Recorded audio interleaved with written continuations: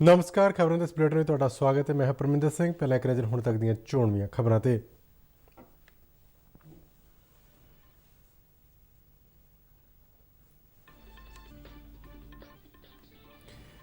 प्रधानमंत्री नरेंद्र मोदी ने दोहराया कि खेती सुधारों तो बाद किसानों लई नवे बाजार खुलणगे।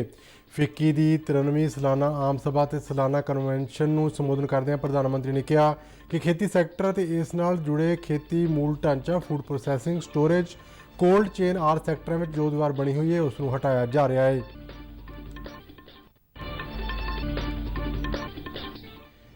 नवे खेती कानून तहत मध्य प्रदेश के होशंगाबाद जिले में खरीद कंपनी वालों समझौते अनुसार झोने की खरीद ना करने ते प्रशासन ने तेजी नाल कार्रवाई करदिआं किसानों नूं इंसाफ दिवाया। भारत ने कहा कि पिछले 6 महीनों में असल कंट्रोल रेखा LAC ते चीन की कार्रवाई शांति और सद्भावना यकीनी बनाने के दुवल्ले समझौतों का उल्लंघन है। भारत में कोरोना वायरस तो ठीक होने की दर बढ़ के 94.89% तक पहुंची। हुण तक देश में 93,24,000 तो वध मरीज कोरोना तो ठीक होए। देश के बाकी हिस्सों वांग आज पंजाब के ਵੱਖ-ਵੱਖ शहरों में भी कौमी लोक अदालतां लगाईआं गईआं। लाभार्थियों ने केसां के निपटारे की तसल्ली जताई। पंजाब में 729 कोल्ड चेन पॉइंटां नाल कोविड वैक्सीन की शुरुआत लई तैयारियां कीतियां जा रही ने। बीती रात पंजाब हरियाणा ते चंडीगढ़ में हल्की तो दरमियानी वर्खा दर्ज की गई। मौसम विभाग ने आउंदे 2 दिनों में पंजाब ते हरियाणा में कुछ थाईं संघनी धुंध पैण लई अलर्ट जारी किया है।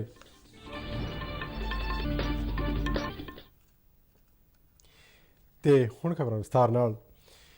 प्रधानमंत्री नरेंद्र मोदी ने दोहराया कि खेती सुधारों तो बाद किसानों लई नवे बाजार खुलणगे।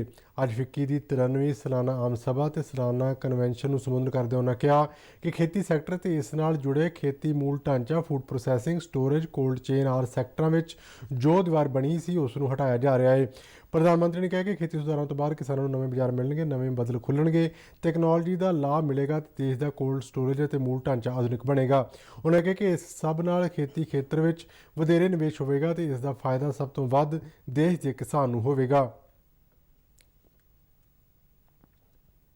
कि पहले के समय की नीतियों ने कई क्षेत्रों में एग्रीकल्चर सेक्टर और उससे जुड़े अन्य क्षेत्रों, चाहे वो एग्रीकल्चर इंफ्रास्ट्रक्चर हो, फूड प्रोसेसिंग हो, स्टोरेज हो, कोल्ड चेन हो, इनके बीच पहले हमने ही ऐसी दीवारें देखी हैं।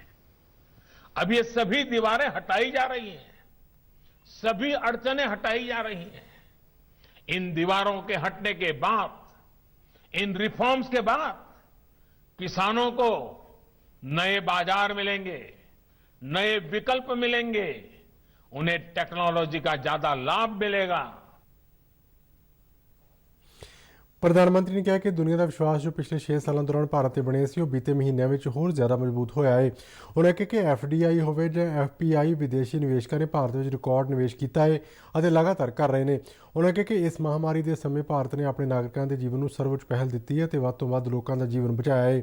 आज इसका नतीजा देश और दुनिया देख रही है। प्रधानमंत्री ने कहा कि भारत ने जिस तरह बीते कुछ महीनों में एकजुट होकर काम किया है और हालात को संभाला है उसने पूरे विश्व को हैरान कर दिता है। 2020 के इस साल ने सभी को मात दे दी है। इतने उतार चढ़ाव से देश गुजरा है, पूरी दुनिया गुजरी है कि कुछ वर्षों बाद जब हम कोरोना काल को याद करेंगे तो शायद यकीन ही नहीं आएगा। लेकिन इससे भी सबसे अच्छी बात रही है, जितनी तेजी से हालत बिगड़े उतनी ही तेजी के साथ सुधर भी रहे हैं। ਨਵੇਂ ਖੇਤੀ ਕਾਨੂੰਨ ਤਹਿਤ ਮੱਧ ਪ੍ਰਦੇਸ਼ ਵਿੱਚ ਪ੍ਰਸ਼ਾਸਨ ਵੱਲੋਂ ਤੇਜ਼ੀ ਵਿਖਾਉਂਦੇ 24 ਘੰਟਿਆਂ ਵਿੱਚ ਕਿਸਾਨਾਂ ਨੂੰ ਨਿਆਂ ਦਿਵਾਉਣ ਦਾ ਮਿਸਾਲ ਸਾਹਮਣੇ ਆਈ ਹੈ। ਕਿਸਾਨਾਂ ਨਾਲ ਕੰਟਰੈਕਟ ਦੇ ਬਾਵਜੂਦ fortune rice mills company Delhi ਨੇ ਵੱਲੋਂ ਝੋਨੇ ਦੀ ਖਰੀਦ ਨਾ ਕੀਤੇ ਜਾਣ ਕਰਕੇ ਮੱਧ ਪ੍ਰਦੇਸ਼ ਦੇ ਖੇਤੀ ਵਿਭਾਗ ਵੱਲੋਂ ਤੇਜ਼ੀ ਨਾਲ ਕਾਰਵਾਈ ਕੀਤੀ ਗਈ। ਨਵੇਂ ਖੇਤੀ ਕਾਨੂੰਨ ਕਿਸਾਨ ਸ਼ਕਤੀਕਰਨ ਅਤੇ ਸੁਰੱਖਿਆ ਸਮਝੌਤਾ ਮੁੱਲ ਭਰੋਸਾ ਅਤੇ ਖੇਤੀ ਸੇਵਾ ਕਾਨੂੰਨ 2020 ਦੇ ਪ੍ਰਬੰਧਾਂ ਅਨੁਸਾਰ ਕਾਰਵਾਈ ਕੀਤੀ ਗਈ। ਮੱਧ ਪ੍ਰਦੇਸ਼ ਦੇ ਹੋਸ਼ੰਗਾਬਾਦ ਜ਼ਿਲ੍ਹੇ ਦੇ ਪੀਪਰੀਆ ਤਹਿਸੀਲ ਦੇ ਪੋਖੇੜੀ ਅਤੇ ਹੋਰ ਪਿੰਡਾਂ ਦੇ ਕਿਸਾਨਾਂ ਦੇ ਮੰਡੀ ਦੇ ਉੱਚ ਪੱਧਰ ਤੇ ਝੋਨੇ ਦੀ ਖਰੀਦ ਕਰਨ ਲਈ ਜੂਨ 2020 ਵਿੱਚ fortune rice mills company Delhi ਵੱਲੋਂ ਲਿਖਤੀ ਸਮਝੌਤਾ ਕੀਤਾ ਗਿਆ ਸੀ। ਕੰਪਨੀ ਵੱਲੋਂ ਸ਼ੁਰੂ ਵਿੱਚ ਸਮਝੌਤੇ ਅਨੁਸਾਰ ਖਰੀਦ ਕੀਤੀ ਜਾਂਦੀ ਰਹੀ, ਪਰ ਝੋਨੇ ਦੀ ਕੀਮਤ 3000 ਰੁਪਏ ਫੀ ਕੁਇੰਟਲ ਹੋਣ ਤੇ 9 ਦਸੰਬਰ ਨੂੰ ਕੰਪਨੀ ਦੇ ਕਰਮਚਾਰੀਆਂ ਨੇ ਖਰੀਦ ਬੰਦ ਕਰਕੇ ਆਪਣੇ ਫੋਨ ਬੰਦ ਕਰ ਲਏ। 10 ਦਸੰਬਰ ਨੂੰ ਪਿੰਡ ਪੁਖੇੜੀ ਦੇ ਕਿਸਾਨ ਪੁਸ਼ਪ ਰਾਜ ਪਟੇਲ ਅਤੇ ਬ੍ਰਜ਼ੇਲ ਪਟੇਲ ਵੱਲੋਂ ਐਸਡੀਐਮ ਪੀਪਰੀਆ ਨੂੰ ਸ਼ਿਕਾਇਤ ਕੀਤੀ ਗਈ। ਇਸ ਸ਼ਿਕਾਇਤ ਤੇ ਜ਼ਿਲ੍ਹਾ ਪ੍ਰਸ਼ਾਸਨ ਵੱਲੋਂ ਖੇਤੀ ਵਿਭਾਗ ਭੋਪਾਲ ਤੋਂ ਦਿਸ਼ਾ ਨਿਰਦੇਸ਼ ਮੰਗੇ ਗਏ। ਕ੍ਰਿਸ਼ੀ ਵਿਭਾਗ ਵੱਲੋਂ ਉਹਨਾਂ ਨੂੰ ਕੰਟਰੈਕਟ ਫਾਰਮਿੰਗ ਐਕਟ ਦੀ ਧਾਰਾ 14 ਦੇ ਤਹਿਤ ਸਭ ਤੋਂ ਪਹਿਲਾਂ ਸਮਝੌਤਾ ਬੋਰਡ ਦੇ ਗਠਨ ਦੀ ਕਾਰਵਾਈ ਕਰਨ ਅਤੇ ਵਪਾਰੀ ਦੇ ਨਾ ਮੰਨਣ ਦੀ ਸੂਰਤ ਵਿੱਚ ਉਸ ਉੱਪਰ ਹੁਕਮ ਜਾਰੀ ਕਰਨ ਦੀ ਸਲਾਹ ਦਿੱਤੀ ਗਈ। ਇਸ ਮਾਮਲੇ ਵਿੱਚ ਤੇਜ਼ੀ ਨਾਲ ਕਾਰਵਾਈ ਕਰਦਿਆਂ ਪੀਪਰੀਆ ਪ੍ਰਸ਼ਾਸਨ ਨੇ ਸੰਮਨ ਜਾਰੀ ਕਰ ਫਾਰਚੂਨ ਰਾਈਸ ਲਿਮਟਿਡ ਦੇ ਅਧਿਕਾਰਤ ਪ੍ਰਤੀਨਿਧੀ ਨੂੰ 24 ਘੰਟਿਆਂ ਵਿੱਚ ਉਸ ਅੱਗੇ ਜਵਾਬ ਦੇਣ ਲਈ ਪੇਸ਼ ਹੋਣ ਲਈ ਕਿਹਾ। ਐਸਟੀਐਮ ਕੋਰਟ ਵੱਲੋਂ ਜਾਰੀ ਸੰਮਨ ਤੇ ਕੰਪਨੀ ਦੇ ਡਾਇਰੈਕਟਰ ਅਜੇ ਪਟੋਲੀਆ ਨੇ ਜਵਾਬ ਪੇਸ਼ ਕੀਤੇ ਜਾਣ ਤੇ ਕਿਸਾਨ ਸ਼ਕਤੀਕਰਨ ਅਤੇ ਸੁਰੱਖਿਆ ਸਮਝੌਤਾ ਮੁੱਲ ਭਰੋਸਾ ਤੇ ਖੇਤੀ ਸੇਵਾ ਕਾਨੂੰਨ 2020 ਦੀ ਧਾਰਾ 14(2)(a) ਦੇ ਤਹਿਤ ਬੋਰਡ ਦਾ ਗਠਨ ਕੀਤਾ। ਇਸ ਬੋਰਡ ਵਿੱਚ ਤਹਿਸੀਲਦਾਰ ਪੀਪਰੀਆ ਤੇ ਕਿਸਾਨ ਪ੍ਰਤੀਨਿਧੀ ਨੂੰ ਸ਼ਾਮਲ ਕੀਤਾ ਗਿਆ। ਬੋਰਡ ਸਾਹਮਣੇ ਕੰਪਨੀ ਨੇ 9 ਦਸੰਬਰ ਤੋਂ ਪਹਿਲਾਂ ਸਮਝੌਤੇ ਅਨੁਸਾਰ ਸਭ ਤੋਂ ਵੱਧ ਦਰ ਤੇ ਝੋਨੇ ਦੀ ਖਰੀਦ ਕਰਨਾ ਸਵੀਕਾਰ ਕੀਤਾ ਅਤੇ ਬਾਜ਼ਾਰ ਮੁੱਲ ਵੱਧ ਜਾਣ ਤੇ ਖਰੀਦ ਸਮਝੌਤੇ ਅਨੁਸਾਰ ਨਾ ਕਰਨ ਦੀ ਗੱਲ ਵੀ ਮੰਨੀ। ਬੋਰਡ ਵਿੱਚ ਸਹਿਮਤੀ ਦੇ ਆਧਾਰ ਤੇ ਫਾਰਚੂਨ ਰਾਈਸ ਮਿਲਜ਼ ਦਿੱਲੀ ਨੇ ਕਿਸਾਨਾਂ ਨੂੰ 50 ਰੁਪਏ ਬੋਨਸ ਸਮੇਤ 2950 ਰੁਪਏ ਫੀ ਕੁਇੰਟਲ ਰੇਟ ਦੇ ਹਿਸਾਬ ਨਾਲ ਕੁੱਲ 3000 ਰੁਪਏ ਫੀ ਕੁਇੰਟਲ ਦੀ ਦਰ ਤੇ ਝੋਨੇ ਦੀ ਖਰੀਦ ਬਾਰੇ ਸਹਿਮਤੀ ਦਿੱਤੀ ਹੈ। ਭਾਰਤ ਨੇ ਕਿਹਾ ਕਿ ਪਿਛਲੇ 6 ਮਹੀਨਿਆਂ ਵਿੱਚ ਅਸਲ ਕੰਟਰੋਲ ਰੇਖਾ LAC ਤੇ ਚੀਨ ਦੀ ਕਾਰਵਾਈ ਸ਼ਾਂਤੀ ਅਤੇ ਸਦਭਾਵਨਾ ਯਕੀਨੀ ਬਣਾਉਣ ਦੇ ਦੁਵੱਲੇ ਸਮਝੌਤਿਆਂ ਦਾ ਉਲੰਘਣ ਹੈ। ਵਿਦੇਸ਼ ਮੰਤਰਾਲੇ ਦੇ ਬੁਲਾਰੇ ਅਨੁਰਾਗ ਸ਼੍ਰੀਵਾਸਤਵ ਨੇ ਕਿਹਾ ਹੈ ਕਿ ਪਿਛਲੇ 6 ਮਹੀਨਿਆਂ ਵਿੱਚ ਬਣੀ ਸਥਿਤੀ ਚੀਨ ਦੀ ਕਾਰਵਾਈ ਦਾ ਨਤੀਜਾ ਹੈ। ਚੀਨ ਨੇ ਪੂਰਬੀ ਲਦਾਖ ਵਿੱਚ LAC ਦੀ ਸਥਿਤੀ ਇੱਕ ਤਰਫਾ ਬਦਲਣ ਦੀ ਕੋਸ਼ਿਸ਼ ਕੀਤੀ ਹੈ। ਉਹਨਾਂ ਕਿਹਾ ਕਿ ਦੋਵੇਂ ਧਿਰਾਂ ਨੂੰ ਸਰਹੱਦੀ ਖੇਤਰਾਂ ਵਿੱਚ ਸ਼ਾਂਤੀ ਅਤੇ ਸਦਭਾਵਨਾ ਬਣਾ ਕੇ ਰੱਖਣ ਲਈ 1993 ਤੇ 1996 ਵਿੱਚ ਕੀਤੇ ਗਏ ਸਮਝੌਤਿਆਂ ਸਮੇਤ ਵੱਖ-ਵੱਖ ਦੁਵੱਲੇ ਸਮਝੌਤਿਆਂ ਦੀ ਸਖਤੀ ਨਾਲ ਪਾਲਣਾ ਕਰਨ ਦੀ ਲੋੜ ਹੈ। ਬੁਲਾਰੇ ਨੇ ਕਿਹਾ ਕਿ ਭਾਰਤ ਦੁਵੱਲੇ ਸਮਝੌਤੇ ਨੂੰ ਸਵੀਕਾਰ ਕਰਦਾ ਹੈ ਤੇ ਸਰਹੱਦੀ ਮੁੱਦੇ ਨੂੰ ਗੱਲਬਾਤ ਰਾਹੀਂ ਸੁਲਝਾਉਣ ਲਈ ਵਚਨਬੱਧ ਹੈ। That we have seen since the last 6 months has been the result of the actions of the Chinese side, which has sought to effect a unilateral change in status along the line of actual control in eastern Ladakh. These actions are in violation of the bilateral agreements and protocols on ensuring peace and tranquility along the LAC in the India-China border areas. The two sides have continued to maintain communication through diplomatic and military channels. It is our expectation that further discussions will help both sides to achieve Bharat ਵਿੱਚ corona virus ਤੋਂ ਠੀਕ ਹੋਣ ਦੀ ਦਰ ਵੱਧ ਕੇ 94.89% ਤੱਕ ਪਹੁੰਚ ਗਈ ਹੈ। ਬੀਤੇ 24 ਘੰਟਿਆਂ ਦੌਰਾਨ 33,494 ਮਰੀਜ਼ ਕੋਰੋਨਾ ਮੁਕਤ ਹੋਏ ਨੇ। ਕੇਂਦਰੀ ਸਿਹਤ ਮੰਤਰਾਲੇ ਅਨੁਸਾਰ ਹੁਣ ਤੱਕ ਦੇਸ਼ ਵਿੱਚ 93,24,000 ਤੋਂ ਵੱਧ ਮਰੀਜ਼ ਕੋਰੋਨਾ ਤੋਂ ਠੀਕ ਹੋ ਚੁੱਕੇ ਨੇ। ਇਸ ਸਮੇਂ ਦੇਸ਼ ਭਰ ਵਿੱਚ ਹੁਣ ਤੱਕ ਕੋਰੋਨਾ ਦੀ ਪੁਸ਼ਟੀ ਵਾਲੇ ਕੁੱਲ ਮਰੀਜ਼ਾਂ ਵਿੱਚੋਂ ਸਿਰਫ 3.66% ਪੋਜ਼ੀਟਿਵ ਕੇਸ ਨੇ। ਕੌਮੀ ਪੱਧਰ ਤੇ ਐਕਟਿਵ ਕੋਰੋਨਾ ਮਰੀਜ਼ਾਂ ਦੀ ਸੰਖਿਆ 3,59,819 ਹੈ। ਸਿਹਤ ਮੰਤਰਾਲੇ ਦੇ ਅੰਕੜਿਆਂ ਅਨੁਸਾਰ ਬੀਤੇ ਦਿਨ 30,000 ਤੋਂ ਵੱਧ ਨਵੇਂ ਕੋਰੋਨਾ ਮਾਮਲੇ ਸਾਹਮਣੇ ਆਏ, ਜਿਸ ਮਗਰੋਂ ਦੇਸ਼ ਵਿੱਚ ਕੋਰੋਨਾ ਦੀ ਪੁਸ਼ਟੀ ਵਾਲੇ ਮਾਮਲਿਆਂ ਦੀ ਸੰਖਿਆ 98,26,000 ਤੋਂ ਪਾਰ ਹੋ ਗਈ ਹੈ। ਮੰਤਰਾਲੇ ਅਨੁਸਾਰ ਸਰਕਾਰ ਵੱਲੋਂ ਟੈਸਟ, ਟਰੈਕ ਅਤੇ ਟ੍ਰੀਟ ਦੀ ਪਹੁੰਚ ਵਾਲੀ ਰਣਨੀਤੀ ਨੂੰ ਅਸਰਦਾਰ ਢੰਗ ਨਾਲ ਲਾਗੂ ਕਰਨ ਸਦਕਾ ਕੋਰੋਨਾ ਤੋਂ ਠੀਕ ਹੋਣ ਵਾਲਿਆਂ ਦੀ ਸੰਖਿਆ ਵਿੱਚ ਲਗਾਤਾਰ ਵਾਧਾ ਹੋ ਰਿਹਾ ਹੈ। ਇਸ ਦੇ ਨਾਲ ਕੋਰੋਨਾ ਦੀ ਮੌਤ ਦਰ ਵਿੱਚ ਵੀ ਕਮੀ ਆ ਰਹੀ ਹੈ। ਮੌਜੂਦਾ ਸਮੇਂ ਦੇਸ਼ ਵਿੱਚ ਮੌਤ ਦਰ 1.45% ਹੈ, ਜੋ ਵਿਸ਼ਵ ਦੇ ਮੁਲਕਾਂ ਵਿੱਚ ਸਭ ਤੋਂ ਘੱਟ ਮੌਤ ਦਰਾਂ ਵਿੱਚ ਸ਼ੁਮਾਰ ਹੈ। ਬੀਤੇ ਦਿਨ ਭਾਰਤ ਵਿੱਚ 442 ਕੋਰੋਨਾ ਮਰੀਜ਼ ਦੀ ਮੌਤ ਹੋਈ। ਹੁਣ ਤੱਕ ਕੋਰੋਨਾ ਮਹਾਮਾਰੀ ਕਾਰਨ 1,42,628 ਲੋਕਾਂ ਦੀ ਮੌਤ ਹੋ ਚੁੱਕੀ ਹੈ।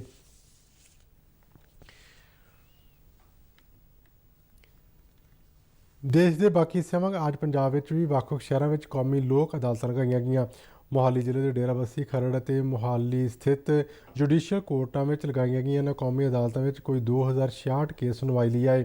ਇਹਨਾਂ ਕੇਸਾਂ ਦੀ ਸੁਣਵਾਈ ਲਈ 16 ਬੈਂਚ ਸਥਾਪਿਤ ਕੀਤੇ ਗਏ ਸਨ, ਜਿਨ੍ਹਾਂ ਵਿੱਚੋਂ 12 ਮੋਹਾਲੀ ਵਿੱਚ ਅਤੇ 2 ਡੇਰਾਬੱਸੀ ਤੇ ਖਰੜ ਵਿੱਚ ਸਥਾਪਿਤ ਕੀਤੇ ਗਏ। ਅੱਜ 896 ਕੇਸਾਂ ਨੂੰ ਆਪਸੀ ਸਹਿਮਤੀ ਨਾਲ ਹੱਲ ਕੀਤਾ ਗਿਆ। ਇਹਨਾਂ ਅਦਾਲਤਾਂ ਵਿੱਚ 53 ਕਰੋੜ 33 ਲੱਖ ਤੋਂ ਵੱਧ ਦੇ ਅਵਾਰਡ ਸੁਣਾਏ ਗਏ। ਇਹਨਾਂ ਅਦਾਲਤਾਂ ਵਿੱਚ ਆਏ ਕੇਸਾਂ ਵਿੱਚ ਬੈਂਕਾਂ, ਰਿਕਵਰੀ, ਸਿਵਲ, ਅਪਰਾਧਿਕ, ਵਿਆਹ ਸ਼ਾਦੀ ਅਤੇ ਬੀਮਾ ਆਦਿ ਨਾਲ ਸੰਬੰਧਿਤ ਕੇਸ ਸ਼ਾਮਲ ਸਨ। ਇਹਨਾਂ ਅਦਾਲਤਾਂ ਦੀ ਖਾਸੀਅਤ ਇਹ ਰਹੀ ਕਿ ਕੋਵਿਡ-19 ਪ੍ਰੋਟੋਕਾਲ ਅਨੁਸਾਰ ਇਹ ਅਦਾਲਤ ਵੀ ਲਗਾਈ ਗਈ। ਜ਼ਿਲ੍ਹਾ ਸੈਸ਼ਨਜ਼ ਜੱਜ ਆਰ.ਐਸ. ਰਾਏ ਅਤੇ ਸਕੱਤਰ ਜ਼ਿਲ੍ਹਾ ਕਾਨੂੰਨੀ ਸੇਵਾਵਾਂ ਅਥਾਰਟੀ ਮੁਹਾਲੀ ਸ਼ਿਖਾ ਗੋਇਲ ਨੇ ਇਹਨਾਂ ਅਦਾਲਤਾਂ ਦਾ ਨਿਰੀਖਣ ਕੀਤਾ। ਇਸ ਮੌਕੇ ਜ਼ਿਲ੍ਹਾ ਸੈਸ਼ਨ ਜੱਜ ਆਰ.ਐਸ. ਰਾਏ ਨੇ ਅੱਜ ਹੋਏ ਫੈਸਲੇ ਬਾਰੇ ਜਾਣਕਾਰੀ ਦਿੱਤੀ। ਜਿਸ ਤਰ੍ਹਾਂ ਇੱਕ ਇਮੇਜ ਕਈ ਬੰਦਿਆਂ ਨੂੰ ਹੁੰਦਾ ਵੀ ਪ੍ਰੋਸੀਜਰ ਬੜਾ ਲੈਂਥੀ ਹੈ ਜੀ ਜਾਂ ਕੋਈ ਟਾਈਮ ਲੱਗਦਾ ਹੈ। ਅੱਜ ਕੱਲ੍ਹ ਟਾਈਮ ਦੀ ਸ਼ਾਰਟੇਜ ਹਰ ਇੱਕ ਬੰਦੇ ਕੋਲ ਹੈ। ਲੋਕ ਅਦਾਲਤ ਜਿਹੜਾ ਹੈਗਾ ਇੱਕ ਸ਼ਾਰਟੇਸਟ ਵੇ ਹੈ ਐਂਡ ਇਫੈਕਟਿਵ ਵੇ ਹੈ ਐਂਡ ਲੇਟੈਸਟ ਵੇ ਹੈ। ਵੀ ਮੈਂ ਸਮਝਦਾ ਕਿ ਲੋਕੀ ਹੁਣ ਇਹ ਚੀਜ਼ ਤੋਂ ਬੜੇ ਅਵੇਅਰ ਹੋ ਰਹੇ ਹੈ ਵੀ ਜਿਹੜੇ ਛੋਟੇ-ਮੋਟੇ ਮਸਲੇ ਹੈ ਲੋਕ ਅਦਾਲਤ ਦੇ ਵਿੱਚ ਟੇਕ ਅਪ ਹੋ ਸਕਦੇ ਹੈ, ਉਹ ਲਿਆਣੇ ਚਾਹੀਦੇ ਹੈ। ਉਹ ਤੇ ਤੁਸੀਂ ਇਮੇਜਿਨ ਕਰੋ ਕਿ ਇਹ ਮਸਲੇ ਤੁਸੀਂ ਅੱਜ ਲੈ ਕੇ ਆਓ, ਅਸੀਂ ਕੱਲ੍ਹ ਡਿਸਾਈਡ ਕਰ ਦਿਆਂਗੇ ਤੇ ਉਹਦੀ ਕੋਈ ਅਪੀਲ ਨਹੀਂ, ਕੋਈ ਦਲੀਲ ਨਹੀਂ। ਉਹਦੀ ਜਿਹੜੀ ਲੀਗਲ ਵੈਲਿਊ ਹੈ, ਜਿਹੜੀ ਲੀਗਲ ਸੈਂਕਟਿਟੀ ਹੈ, ਉਹ ਉਨੀ ਹੋ ਹੈ ਜਿੰਨੀ ਇੱਕ ਰੈਗੂਲਰ ਲੋਕ ਅਦਾਲਤ ਦੇ ਵਿੱਚ ਅਸੀਂ ਜਜਮੈਂਟ ਪਾਸ ਕਰਦੇ ਹਾਂ। ਕੌਮੀ ਲੋਕ ਅਦਾਲਤਾਂ ਰਾਹੀਂ ਕੇਸਾਂ ਦੇ ਨਿਬੇੜੇ ਤੇ ਲਾਭਪਾਤਰੀਆਂ ਨੇ ਖੁਸ਼ੀ ਜਤਾਈ ਹੈ। हाँ जी, लोक अदालत में आया हूँ। मेरा तो एक बाइक चोरी हो गया था तो वो उसका केस है तो उसके लिए आया। फायदा तो बस यही है, फैसले डिसीजन आसानी से हो जाते हैं, टाइम और पैसा बचता है, हमारे को सुविधा हो जाती है। ਦੀਪ ਤੇਜੀ ਦੀ ਡੈਥ ਹੋ ਗਈ ਸੜਕ ਹਾਦਸੇ ਵਿੱਚ। ਇੰਸ਼ੋਰੈਂਸ ਕੰਪਨੀ ਨੇ ਸਾਨੂੰ ਅੱਜ 12 ਲੱਖ ਦਾ ਚੈੱਕ ਦਿੱਤਾ ਜੀ। ਅਸੀਂ ਇੰਸ਼ੋਰੈਂਸ ਕੰਪਨੀ ਦਾ ਤੇ ਲੋਕ ਅਦਾਲਤ ਦਾ ਬੜਾ ਧੰਨਵਾਦ ਕਰਦੇ ਹਾਂ। ਸਾਨੂੰ ਇਨਸਾਫ ਮਿਲਿਆ, ਅੱਜ ਸਾਡਾ ਕੇਸ ਸ਼ੋਲ ਹੋ ਗਿਆ, ਸਾਡਾ ਟਾਈਮ ਬਚਿਆ ਜੀ। ਲੋਕ ਅਦਾਲਤ ਦਾ ਬਹੁਤ ਬਹੁਤ ਧੰਨਵਾਦ ਕਰਦੇ ਹਾਂ, ਜੱਜ ਸਾਹਿਬ ਦਾ, ਵਕੀਲ ਸਾਹਿਬ ਦਾ ਜੀ। ਮਾਨਯੋਗ ਲੋਕ ਅਦਾਲਤ ਵਿੱਚ ਕੇਸ ਚੱਲ ਰਿਹਾ ਹੈਗਾ ਪਾਣੀ ਦੇ ਮਸਲੇ ਉੱਤੇ।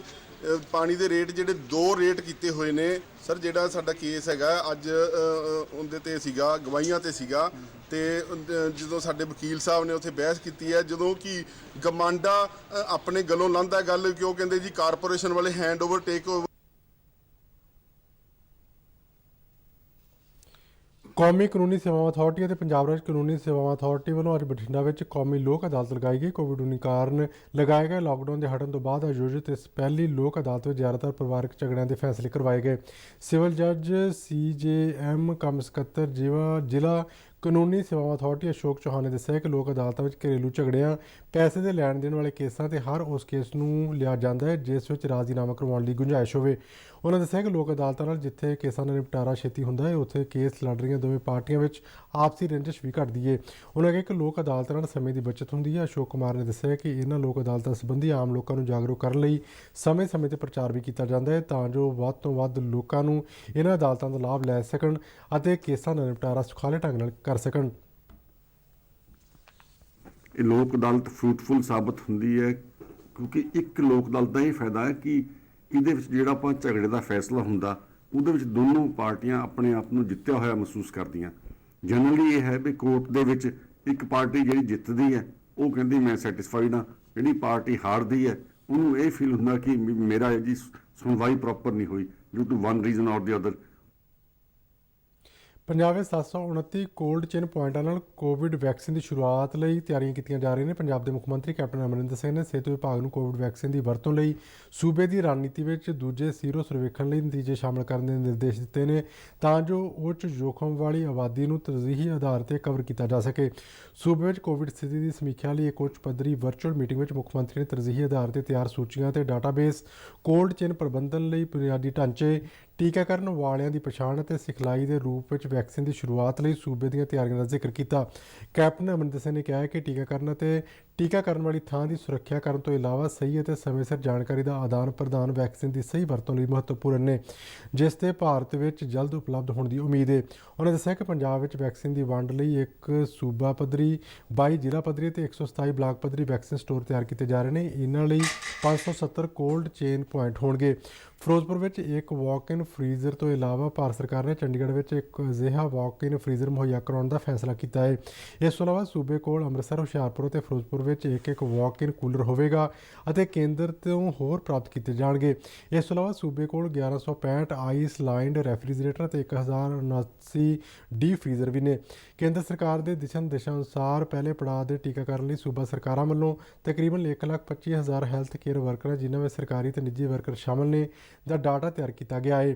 ਸੂਬੇ ਵਿੱਚ ਵੈਕਸੀਨ ਵੰਡ ਦੀਆਂ ਤਿਆਰੀਆਂ ਦੇ ਹਿੱਸੇ ਵਜੋਂ ਚੁੱਕੇ ਜਾ ਰਹੇ ਹੋਰ ਕਦਮਾਂ ਵਿੱਚ ਟੀਕਾਕਰਨ ਕਰਨ ਵਾਲਿਆਂ ਦੀ ਮੈਪਿੰਗ, ਜ਼ਿਲ੍ਹਿਆਂ ਵਿੱਚ ਡਿਜੀਟਲ ਪਲੇਟਫਾਰਮ ਸਿਖਲਾਈ, ਵੈਕਸੀਨ ਇਨਵੈਂਟਰੀ ਮੈਨੇਜਮੈਂਟ ਅਤੇ ਤਾਲਮੇਲ ਲਈ ਸਿਖਲਾਈ ਪ੍ਰਾਪਤ ਕਰਮਚਾਰੀ ਸ਼ਾਮਲ ਨੇ। ਬੀਤੀ ਰਾਤ ਪੰਜਾਬ, ਹਰਿਆਣਾ ਤੇ ਚੰਡੀਗੜ੍ਹ ਵਿੱਚ ਹਲਕੀ ਤੋਂ ਦਰਮਿਆਨੀ ਵਰਖਾ ਦਰਜ ਕੀਤੀ ਗਈ। ਪੰਜਾਬ ਵਿੱਚ ਕਈ ਥਾਈਂ ਵਰਖਾ ਹੋਈ, ਜਦਕਿ ਹਰਿਆਣਾ ਵਿੱਚ ਕਈ ਥਾਵਾਂ ਤੇ ਹਲਕੀ ਤੋਂ ਦਰਮਿਆਨੀ ਵਰਖਾ ਹੋਣ ਦੀਆਂ ਖਬਰਾਂ ਨੇ। ਮੌਸਮ ਵਿਭਾਗ ਅਨੁਸਾਰ ਅੱਜ ਵੀ ਇਹਨਾਂ ਦੋਵੇਂ ਸੂਬਿਆਂ ਵਿੱਚ ਛੋਟ-ਪੁੱਟ ਵਰਖਾ ਹੋ ਸਕਦੀ ਹੈ, ਜਦਕਿ ਆਉਣ ਵਾਲੇ ਦਿਨਾਂ ਵਿੱਚ ਮੌਸਮ ਖੁਸ਼ਕ ਰਹਿਣ ਦੀ ਭਵਿੱਖਬਾਣੀ ਕੀਤੀ ਗਈ ਹੈ। ਪਹਾੜਾਂ ਵਿੱਚ ਬਰਫ਼ਬਾਰੀ ਅਤੇ ਵਰਖਾ ਕਾਰਨ ਸੀਤ ਹਵਾਵਾਂ ਦੇ ਨਾਲ-ਨਾਲ ਲੱਗਦੇ ਸੂਬਿਆਂ ਵਿੱਚ ਪ੍ਰਭਾਵ ਦੇਖਣ ਨੂੰ ਮਿਲ ਰਿਹਾ ਹੈ, ਜਿਸ ਕਾਰਨ ਇਹਨਾਂ ਇਲਾਕਿਆਂ ਵਿੱਚ ਠੰਡ ਹੌਲੀ-ਹੌਲੀ ਜ਼ੋਰ ਪਕੜ ਰਹੀ ਹੈ। ਮੌਸਮ ਵਿਭਾਗ ਨੇ ਪੰਜਾਬ ਤੇ ਹਰਿਆਣਾ ਵਿੱਚ ਕੁਝ ਥਾਈਂ ਆਉਂਦੇ 2 ਦਿਨਾਂ ਵਿੱਚ ਸੰਘਣੀ ਧੁੰਦ ਪੈਣ ਬਾਰੇ ਅਲਰਟ ਜਾਰੀ ਕੀਤਾ ਹੈ। ਤੇ ਇਸ ਦੇ ਨਾਲ ਇਸ ਬੁਲੇਟਿਨ ਦੀਆਂ ਖਬਰਾਂ ਖਤਮ ਹੋਈਆਂ। ਆਗਿਆ ਦਿਓ। ਨਮਸਕਾਰ।